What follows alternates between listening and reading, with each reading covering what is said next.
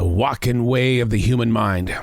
A very close friend was rushed to the hospital yesterday for acting unusual. While at the hospital, he told doctors that his spouse was the one that was wrong. Her observations of him were misleading. Yet the spouse spoke of the incident as being extremely odd and abnormal. Who was right here? The world of medicine took all types of tests and nothing seemed to go wrong. He allowed everything to unfold to keep peace in the family. And yet for some reason, the wife and husband speak of two different experiences. Who was right? Was it a warning sign of something much bigger being drugged into the picture? My mother had dementia. She did multiple odd things that became her walk and way of being normal. Are we falling witness? Are we falling witness to a mind starting to fade? Hey, it's Errol. This is The Daily Mess, a chronological walk through an everyday world. I am a daily writer. It's stuff like this that I learned from. The events of the world outside of this shell become reasons why I can become greater with my knowledge by not reacting, but studying what is taking place to prepare my own path for what may or will take place. Learning how to become an observer and an activator, being prepared for what can or will happen. This is The Daily Mess. Moving through the changes of life. I did some research on this. For men, it begins in the late 40s and early 50s, mood swings and irritability. Now, doctors say it can last up to 20 years. I started writing in 1994 at the age of 32. If I moved through male menopause, it was well documented. My changes are that of walls built by outsiders. Because of my age, I'm not being hired for positions I'm well qualified for.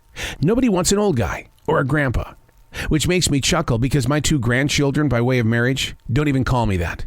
They see me as that dude who's married to their biological grandmother. It was well written when I entered my 50s that my life would start to change in ways that I wouldn't be able to control. As I near 61, the walk in the world of business is now self-made. That moment, these years, it's a place of constant change because your body aches in ways that you can't really explain. One moment, your leg is feeling fine. The next moment, it's like, what the hell happened here? Your back, your head, your eyes. Oh, the eyes. You full vision of the world. And then you sit in a room and you stare at a wall. The change. I don't expect anybody who's 30 to understand. But what I want to do is I want to plant the seed for you to embrace where you're headed. I have never met anybody who sat me down and said, hey, I'm going to share a story with you.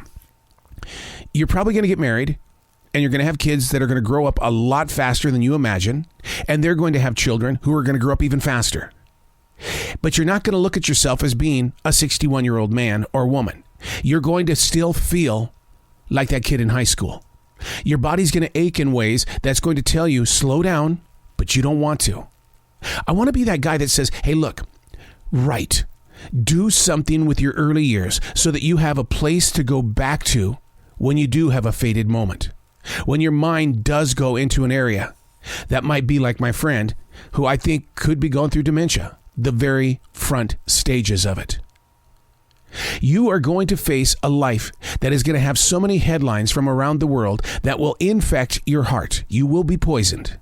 But there's no medicine on this planet that will take you away from it. You can calm it by doing drugs, by doing alcohol, by doing the internet.